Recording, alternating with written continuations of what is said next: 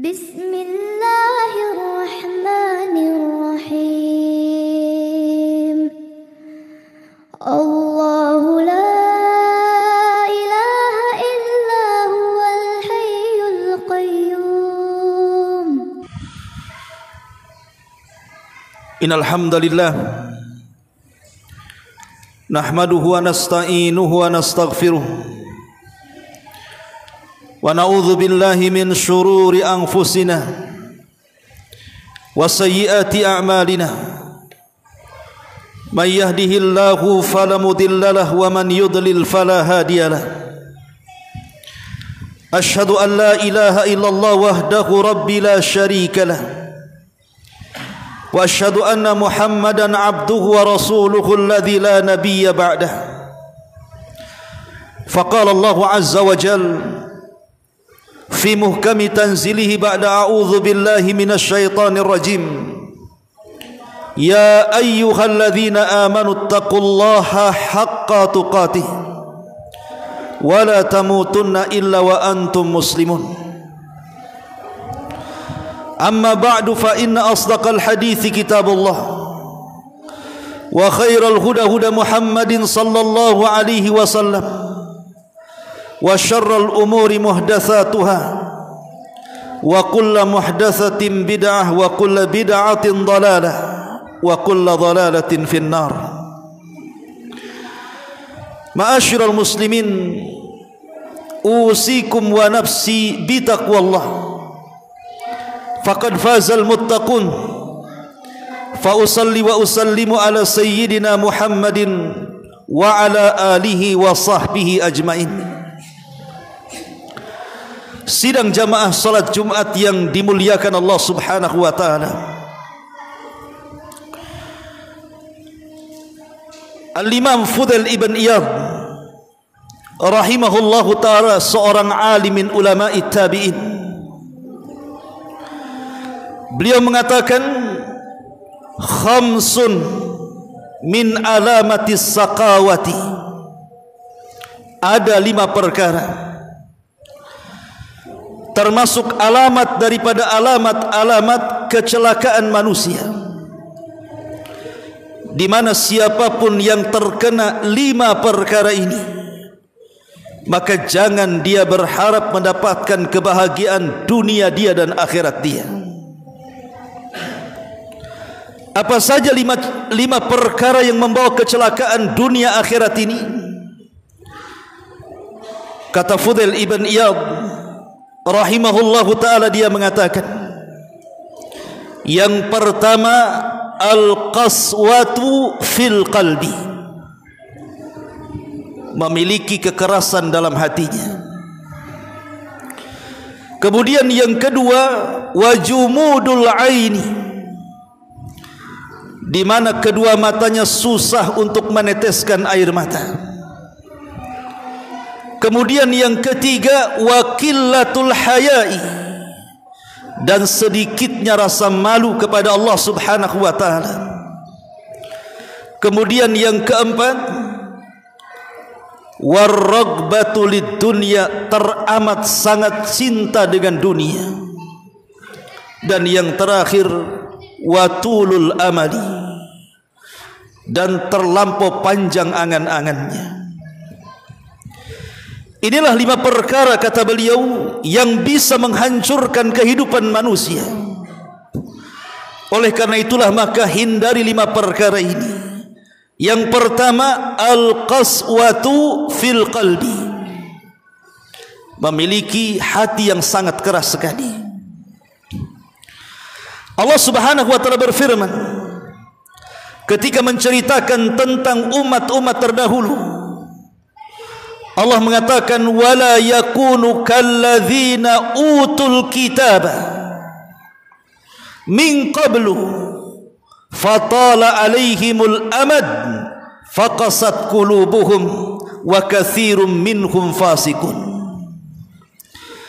Janganlah kalian seperti umat yang telah diberikan Allah Alkitab kepada mereka, kemudian berlalunya waktu kepada mereka, mereka pun melupakan kitab yang diturunkan Allah kepada mereka. Faqasat qulubuhum, maka hati mereka menjadi keras karenanya, dan kebanyakan mereka menjadi orang-orang yang fasik.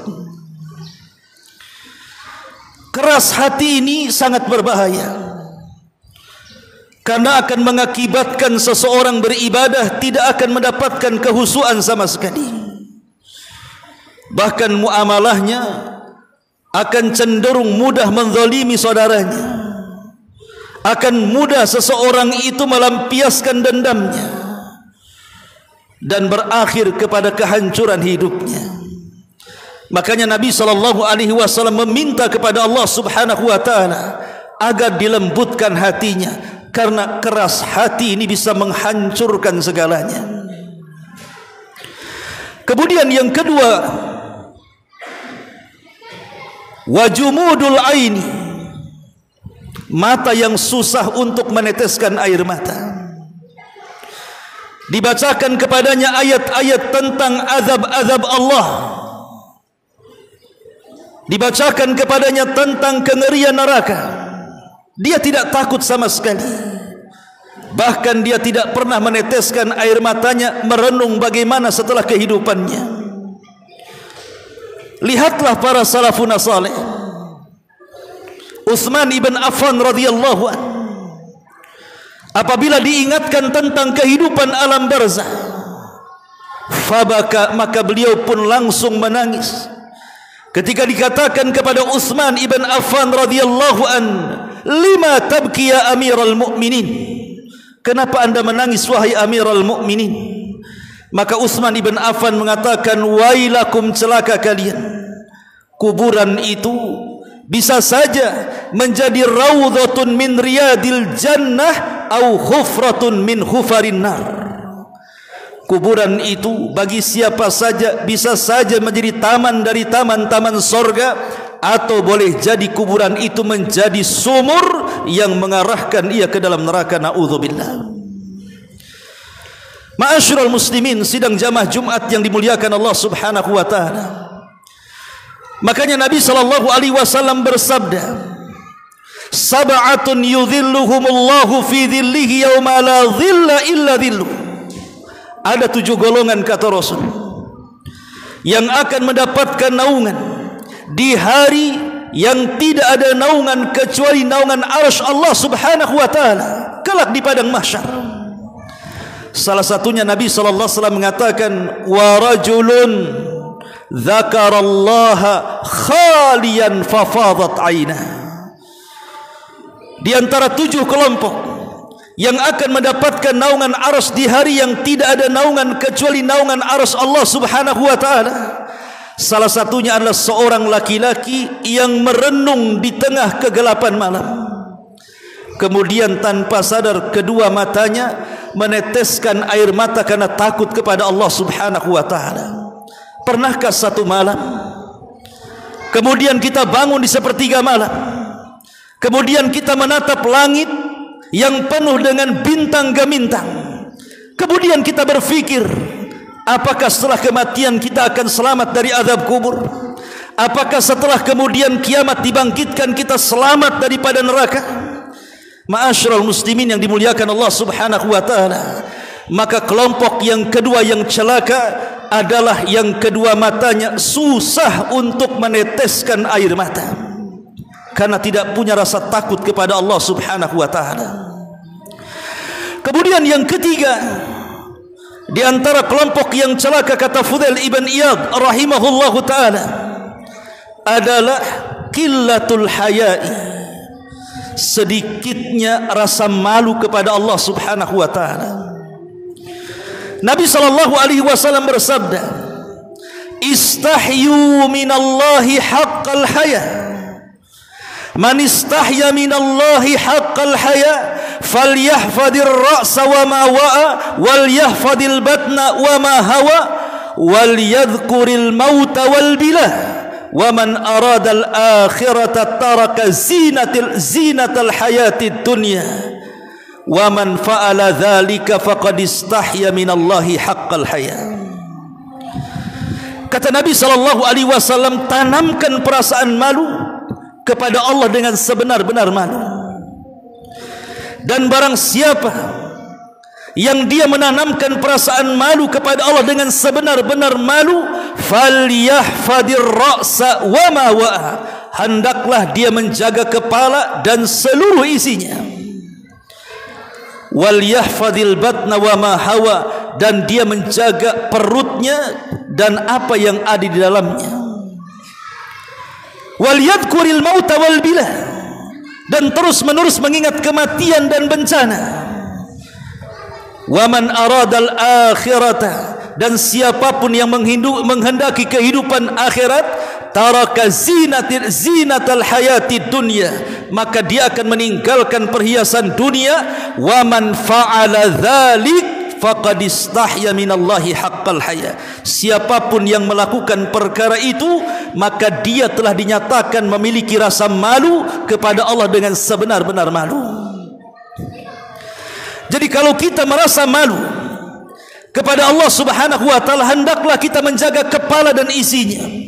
Yang namanya kepala itu ada kedua belah mata kita, ada dua telinga kita, dan ada satu lisan kita, bahkan ada satu otak untuk pikiran kita. Kalau kita memiliki rasa malu, maka kita harus memiliki batasan-batasan dalam memandang, batasan-batasan dalam mendengar, batasan-batasan dalam bicara, dan batasan-batasan dalam berfikir. Jangan memandang sepandang-pandangnya, jangan mendengar sedengar-dengarnya, jangan bicara seucap-ucapnya, dan jangan berfikir menghayal kemana-mana, karena semua ada batasnya. Orang yang senantiasa menanamkan rasa malu kepada Allah Subhanahu wa taala, maka dia tidak akan mungkin bermaksiat kepada Allah Subhanahu wa taala, karena dia malu kepada Allah Subhanahu wa taala. Wal yahfadir ra'sa wa ma wa'a, dia akan menjaga kepalanya dan seluruh isinya. Wal batna wa ma hawa, dan dia akan menjaga perutnya dan apa yang diisikan ke dalamnya. Dia tidak mungkin mengisi perutnya seisi-isinya. Tentu dia akan memilah mana yang halal, mana yang haram, mana yang syubhat, mana yang dibolehkan. Karena dia takut kepada Allah, bahkan punya rasa malu kalau seandainya dia asal memasukkan ke dalam perutnya. Ma'asyiral muslimin, sidang jamaah Jumat yang dimuliakan Allah Subhanahu wa taala. Kemudian yang keempat, di antara kelompok yang celaka, mereka adalah kelompok yang menanamkan dalam hatinya ar-raghbatu ila dunia, terlampau cinta dengan dunia. Cinta dunia pasti akan mengakibatkan takut kematian, sebab kematian akan memutuskan kesenangan dia dengan dunia.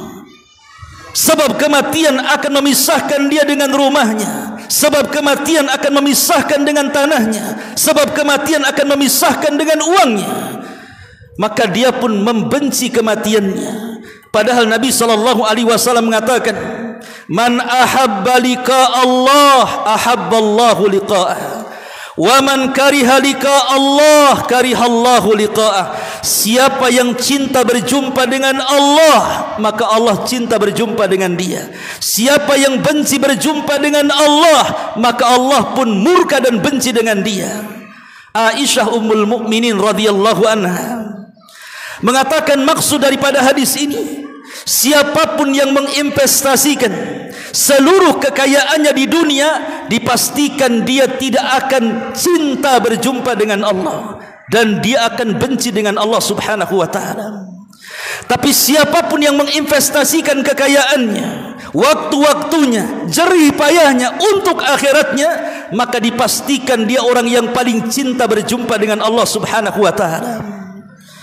Sebab kalau dia menanamkan seluruh modalnya, seluruh investasinya, seluruh kekayaannya, seluruh waktu-waktunya di dunia, saat datang kematiannya, dia terfikir bagaimana harta yang ditinggalkannya, bagaimana kekayaan yang ditinggalkannya, bagaimana dunia yang ditinggalkannya, maka dia ketika itu sangat benci berjumpa dengan Allah, dan Allah pun benci berjumpa dengan dia.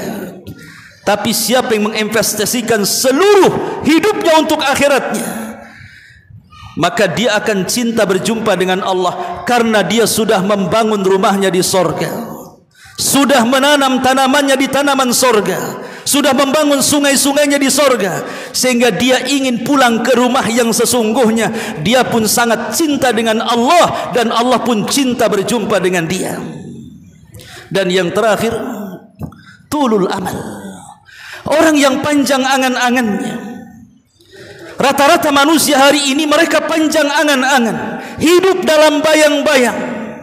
Ucapannya hanya jikalau dan seandainya. Seandainya aku kaya, jikalau aku punya uang banyak, kalaulah seandainya aku begini dan begitu. Hidup dalam dunia yang tidak nyata.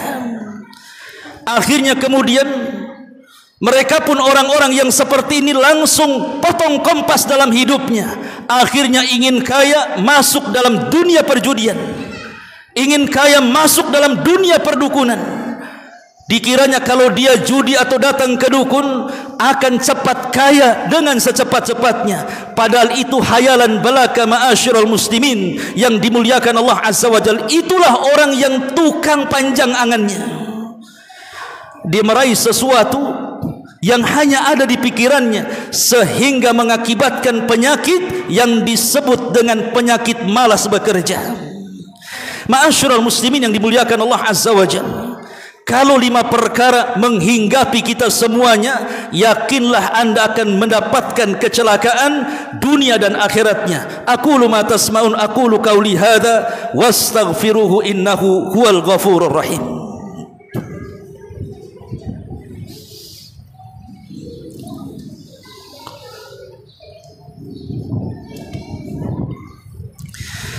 Bihamdillahi wassalatu wassalamu ala rasulillah wa ala alihi wa sahbihi wa mawalah wa la hawla wa la quwata illa billahi wa ba'du.